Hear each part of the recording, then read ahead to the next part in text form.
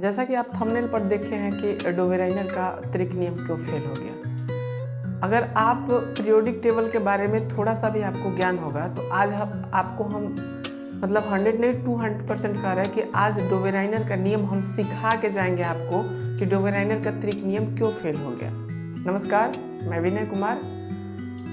आज periodic table के बारे में हम लोग पढ़ेंगे और सीखेंगे कि डोवेराइनर का त्रिक नियम क्यों फेल हो गया।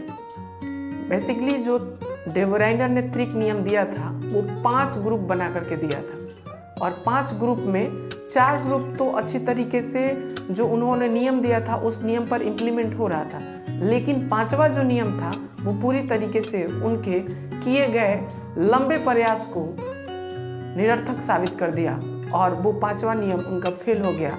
और इस लंबे प्रयास के इस लंबे जर्नी के द्वारा उनके द्वारा जो किया गया कार्य पीरियोडिक टेबल को समझाने और समाज को एक पीरियोडिक टेबल देने का था, वो पीरियोडिक टेबल पूरी तरीके से ध्वस्त हो गया और उनके मेहनत बेकार हो गए। तो आज हम सीखेंगे कि क्यों उनका पीरियोडिक टेबल बेकार हो गया या समाज को वो लंबे टर्म तक नहीं दे पाए। आज इसके बारे में आपको 100 नहीं 200% आज हमको विश्वास है कि मैं आपको आज सिखा पाऊंगा कि डोवेराइनर का त्रिक नियम क्यों फेल हो गया। तो चलिए चलते हैं हम बोर्ड पे सीखने के लिए त्रिक नियम क्यों फेल हो गया। हाँ, तो अब आ गए हम लोग बोर्ड पे और अभी देखेंगे, आपको बताएंगे कि क्यों डोवेराइनर जी का नियम फेल कर गया। देखिए, डोवेराइनर जो वैज्ञानिक थे वो एक जर्मन साइंटिस्ट थे और उन्होंने सबसे पहले प्रयास किया था पीरियोडिक टेबल यानी आवर्त सारणी बनाने का। और उनके एक बहुत लंबे जर्नी यानी ये कह लीजिए कि 1817 से लेकर के 1829 ईस्वी तक उन्होंने बहुत सारे एफर्ट किए और बहुत सारा मेहनत किया और बहुत सारे मेहनत के बावजूद भी उनका जो पीरियोडिक टेबल था वो मतलब इन फ्यूचर तक इम्प्लीमेंट नहीं हो सका। और उनका जो 5वां नियम था यानी 5वां ग्रुप उनका जो था वो पूरी तरीके से उनके मतलब वर्षों की मेहनत पर क्या कर दिया, पानी फेर दिया। तो आइए पढ़ते हैं। देखिए, सबसे पहले लिखा हुआ है कि आवर्त सारणी बनाने का प्रथम प्रयास जर्मन साइंटिस्ट यानी जर्मन वैज्ञानिक डोवेराइनर ने किया था। प्रथम प्रयास यानी कहाँ से शुरू किया था उन्होंने? 1817 से लेकर के 1829 ईस्वी तक उन्होंने प्रयास किया। ये एक बहुत लंबी जर्नी है। आप देख लीजिए तो 3 और इधर 9 12 साल तक उन्होंने एक मतलब कहते हैं कि हार्ड लेबर किया और हार्ड लेबर करने के बावजूद भी उन्होंने 5 ग्रुप बनाए और 5 ग्रुप में 4 ग्रुप तो सही तरीके से इम्प्लीमेंट हो रहा था। जो उन्होंने नियम बनाया था उस नियम पे 4 जो था वो पूरी तरीके से खड़ा उतरा, लेकिन 5वां जो था वो पूरी तरीके से ध्वस्त कर दिया, उनके सपनों को बर्बाद कर दिया, उनके सपनों को। फिर अगला वैज्ञानिक आया उस पीरियोडिक टेबल बनाने के लिए, तो वो बाद में हम लोग पढ़ेंगे कि कौन वैज्ञानिक आए थे। पहले इसको समझ। डोवेराइनर ने फिर पूछता है क्वेश्चन कि डोवेराइनर ने कौन सा नियम दिया था। ये ऐसे करके पूछ लेता है कि त्रिक सिद्धांत किसने दिया था। तो त्रिक सिद्धांत किसने दिया था? तो डोवेराइनर ने। देखिए यहाँ लिखा हुआ है त्रिक सिद्धांत किसने दिया था? डोवेराइनर ने दिया था। ठीक है। उसके बाद 3rd नंबर में कह रहा था कि डोवेराइनर ने जिन तत्वों का भौतिक और रासायनिक गुण समान था उन्हें एक ग्रुप में रखा। यानी डोवेराइनर ने जो अपना नियम बनाया था वो नियम जिस एलिमेंट्स का, जिस तत्व का भौतिक और रासायनिक गुण यानी फिजिकल और केमिकल जो उनका कैरेक्टरिस्टिक्स था या प्रॉपर्टीज था, उनको उन्होंने एक ग्रुप में रखा। आप थंबनेल पर भी देखे होंगे, उनको एक ग्रुप में रखा और एक ग्रुप में रख करके एक ग्रुप बना दिया उसका। तो यही कह रहा है कि डोवेराइनर ने जिन तत्वों का भौतिक और रासायनिक गुण सेम था, समान था, उसको उन्होंने क्या किया, एक में रखा और उनका एक त्रिक बना लिया। ठीक। डोवेराइनर ने 5 त्रिक नियम बनाया, इसमें से 4 सफल रहा लेकिन 5वां फेल हो गया। इन्होंने 5 ग्रुप बनाए, 1st, 2nd, 3rd, और एक ग्रुप पे कितने एलिमेंट्स? 3। एक ग्रुप में 3 एलिमेंट्स और उन्होंने कितने इस तरीके के ग्रुप बनाए? इस तरीके के उन्होंने 5 ग्रुप बनाए। 5 ग्रुप में से 4 ग्रुप तो सही तरीके से इंप्लीमेंट हो रहा था, लेकिन 5वां जो ग्रुप था उन्होंने जो बनाया 5वां ग्रुप, वो 5वां ग्रुप इंप्लीमेंट उस नियम पर नहीं हो रहा था। अब बात उभरती है कि भाई कि वो नियम कौन सा था। तो वो नियम ये था, हम इस बोर्ड पे नहीं लिखे हैं लेकिन आपको बता रहे हैं, इस नियम को आप वीडियो को पोस्ट करके लिख लीजिएगा। ये नियम था उनका कि यहाँ देखिए, यहाँ 2 हमने नियम लिखा है, अभी बोर्ड पे जगह नहीं था, इसके लिए हमने छोड़ दिया। अगले वीडियो में उसको मतलब कि इसी वीडियो में उसको आगे बताएंगे। तो ये LiNaK यानी लिथियम, सोडियम और पोटेशियम, उन्होंने कहा था कि फर्स्ट एंड लास्ट, ये समझिए, फर्स्ट एंड लास्ट को जोड़ करके और उसका औसत निकालेंगे, और औसत निकालने के बाद इसके बराबर होगा। फिर से सुनिए, फर्स्ट यानी ये क्या है, परमाणु भार है, यानी फर्स्ट तत्व का परमाणु भार और अंतिम तत्व का परमाणु भार, इन दोनों का औसत बीच वाले के परमाणु भार के बराबर होगा। फिर से एक बार सुनिए इसको, फर्स्ट यानी लिथियम और सोडियम का परमाणु भार का औसत बीच वाले के परमाणु भार के क्या होगा, बराबर होना चाहिए। डोवेरेनर ने ये कहा था। तो देखेंगे इसका औसत निकाल करके कि ये इंप्लीमेंट हो रहा है कि नहीं हो रहा है। एक बात और समझिए, आप पूरी तरीके से पॉइंट बाय पॉइंट को गणना मत कीजिएगा। 1 पॉइंट 2 पॉइंट या दशमलव में इधर उधर हो सकता है, लेकिन पूरी तरीके से अंतर नहीं होना चाहिए। 5, 10, 12 इस तरीके का अंतर नहीं होना चाहिए। 1 point 2 point 10 point 1 point 2 point के बाद थोड़ा सा अंतर हो सकता है, लेकिन पूरी तरीके से 10-12 का एक बार अंतर नहीं होगा।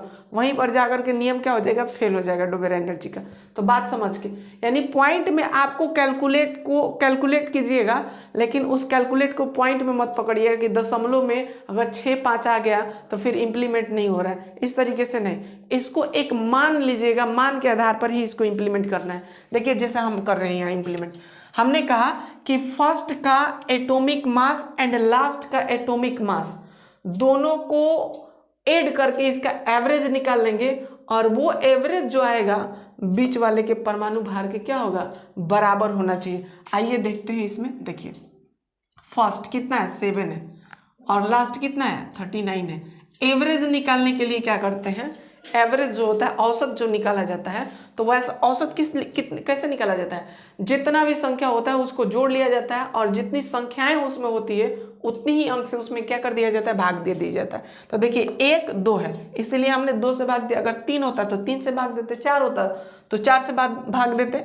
और इसमें कितना है, 7 और 39 है। 7 और 39 को हम लोग यहाँ ऐड करेंगे, तो ऐड करेंगे तो 9 7 16 के 6 हासिल 1, 3 और 1 4, अब बट्टे में 2, इसको काटेंगे तो ये कितना आ जाएगा, 23 आ जाएगा। तो देखिए बीच वाले के बराबर है कि नहीं है, बीच वाले के बराबर है। तो ये जो फर्स्ट नियम था उनका इम्प्लीमेंट किया, यानी फर्स्ट जो नियम था उनका इम्प्लीमेंट किया। उन्होंने जो थ्योरी दिया था, थ्योरी ये था उनका कि फर्स्ट का परमाणु भार, लास्ट का परमाणु भार, दोनों को जोड़ करके औसत निकालेंगे, तो वो जो औसत आएगा वो बीच वाले के परमाणु भार के बराबर होगा। तो देखिए बीच वाला 23 है, हमने 23 मंगा दिया, इसका मतलब कि ये था। आपसे इतना नहीं पूछेगा, आपके पेपर में पूछेगा कि डोवेराइनर जी ने जो फर्स्ट नियम बनाया था उसमें कौन कौन से तत्व थे, तो लिथियम था, सोडियम था, पोटेशियम था। ऐसे करके आपसे यहाँ से क्वेश्चन पूछ सकता है। किसी को एक अगर फिलर देगा तो 2 को दे देगा, 1 को नहीं देगा। तो आप इसको याद कीजिएगा कि फर्स्ट में क्या क्या लिए थे, लिथियम लिए थे, सोडियम लिए थे और पोटेशियम लिए थे। थंबनेल में भी मैंने ऐसे ही कुछ बनाया है, ठीक है, तो उसको देख लीजिएगा। अब सेकंड में देखते हैं, सेकंड क्या इंप्लीमेंट कर रहा है कि नहीं कर रहा है। तो सेकंड को चेक करते हैं। देखिए सेकंड में क्या है, ये सेकंड वाले के लिए यहाँ बना रहे हैं, ये फर्स्ट वाले के लिए और ये सेकंड वाले के लिए है। देखिए सेकंड में क्या है, कैल्शियम है, एस्ट्रांसियम है और बेरियम है। यहाँ से देखिए 40 प्लस ये कितना है 137/2, ये ऐड करेंगे तो 7 के 7, 4 और 3 7 और 1 की 1/2। इसको जब काटेंगे तो 2 8 16, 2 8 16, 1 बच जाएगा, दशमलव में 5 आएगा। तो देखिए हमने अभी बताया आपको कि इतना आप उसको दशमलव में काउंट नहीं कीजिएगा, दशमलव में थोड़ा सा चेक करने से बचिएगा, क्योंकि दशमलव देखिए एग्जैक्ट इसका मान, कैल्शियम का परमाणु भार एग्जैक्ट इतना नहीं होता है, स्ट्रांसियम का भी इतना नहीं होता है और Ba का भी इतना एग्जैक्ट नहीं होता है। इसलिए हम आपको कह रहे हैं कि इतना मत चेक कीजिएगा। यहाँ देखिए 88 आ रहा है, यहाँ भी 88 है, तो आप इससे चेक कर लीजिएगा। जब आपको पांचवा नियम बताएंगे ना, जब डोबेराइनर जी का पांचवा नियम बताएंगे, तो वहाँ देखिएगा कितना अंतर था, बहुत बड़ा एक गैप था।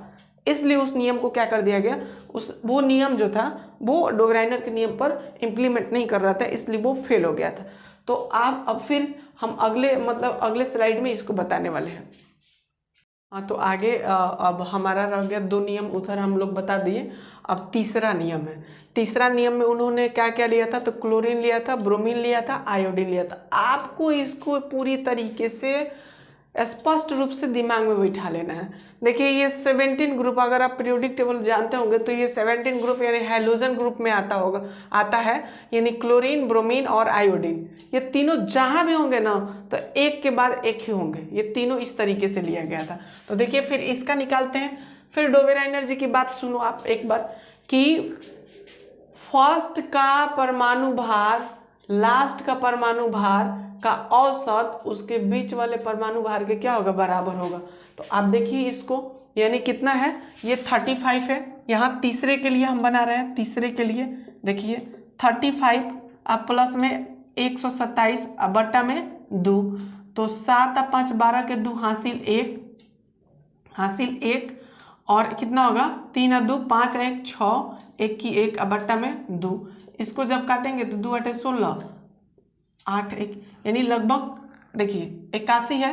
मैंने कहा था ना कि पूरी तरीके से एग्जैक्ट नहीं लेना है, 1 2 का इधर उधर हो सकता है, दशमलव का इधर उधर हो सकता है, लेकिन अंत में देखिएगा कि कितना का डिफरेंट आएगा आपका। तो ये भी इनका नियम सही था। यानी देखिए जो ये भी हम लिए हैं ना, ये लगभग में लिया गया है, और ये भी आपका आ रहा है ना, तो ये लगभग में ही आप इसको समझिएगा, एग्जैक्ट नहीं है, ठीक है, इसलिए एग्जैक्ट नहीं आ रहा है। अब चौथे के लिए यहाँ समझिए, चौथा के लिए यहाँ कितना है, चौथा में क्या लिया था इन्होंने, सल्फर लिया था, सेलेनियम लिया था, टेलेरियम यानी TeSe और S लिया था। फिर वही कि फर्स्ट एंड लास्ट ऐड कर लेंगे, फर्स्ट एंड लास्ट क्या कर लेंगे, ऐड कर लेंगे, यानी देखिए ये 128 के लगभग आसपास आएगा, ये 127, यानी 32 प्लस 127 बट्टे में कितना हो जाएगा, 2। अब इसको करिए, 7 और 2 9, 3 और 2 5, 1 की 1 अब बट्टा में 2। इसको काट लीजिए, 2 सते 14, 1 बचेगा 19 हो जाएगा, 2 9 18, यानी लगभग ये कितना जाएगा, लगभग 79 80 के आसपास जाएगा। तो देखिए यहाँ 79 है, तो ये भी मैच कर रहा है। अब पांचवे के लिए आप देखिए, थोड़ा सा पांचवे के लिए यहाँ देख लीजिए, आपको इसको लिख लीजिएगा, चाहे स्क्रीनशॉट ले लीजिएगा इसको भी। अब पांचवे के लिए यहाँ देखिए, पांचवे के लिए देखिए, आप देखिए फर्स्ट कितना है, 14 है, 7 की लास्ट कितना है, 75 है, बट्टे में कितना हो जाएगा, 2, 4 और 5 9, 7 और 1 8 अब बट्टे में 2। अब इसको काट लीजिए, 2 चौके 8, ये कितना हो जाएगा, 2 चौके 8.5, यानी देखिए ये 31 है और ये कहाँ 44 है। देखिए कितना का बहुत बड़ा एक गैप आ गया। और इसी नियम ने, ये जो लास्ट था नाइट्रोजन, फास्फोरस और आर्सेनिक, इसी लास्ट नियम ने डोबेराइनर के नियम को पूरी तरीके से ध्वस्त कर दिया और उनके नियमों पर इतना दिन उनके द्वारा किए गए प्रयासों को क्या कर दिया, चकनाचूर कर दिया। यानी ये नियम उनको गलत साबित कर दिया और डोबेराइनर का नियम क्या हो गया, इसी तरीके से यहाँ फेल हो गया और पूरी तरीके से फेल हो गया। आपसे क्वेश्चन पूछेगा एग्जाम में, ये सब कुछ नहीं पूछेगा, आपसे पूछेगा कि जब तीसरा नियम बनाया था तो उस तीसरे नियम में कौन कौन से एलिमेंट्स को लिया था, क्लोरीन, ब्रोमीन और आयोडीन। चौथे में किसको लिया था, सल्फर, सेलेनियम, टेलेरियम और नाइट्रोजन, फास्फोरस और आर्सेनिक। ये आपको 5 ग्रुप था, पांचों ग्रुप के 3-3 एलिमेंट्स को जरूर याद होना चाहिए, तब जाकर यहाँ से आप क्वेश्चन को हल कर पाइएगा। वीडियो देखने के लिए आपको पूरी तहे दिल से स्वागत, धन्यवाद। और आप वीडियो को शेयर और लाइक जरूर करके जाइएगा। जय हिंद।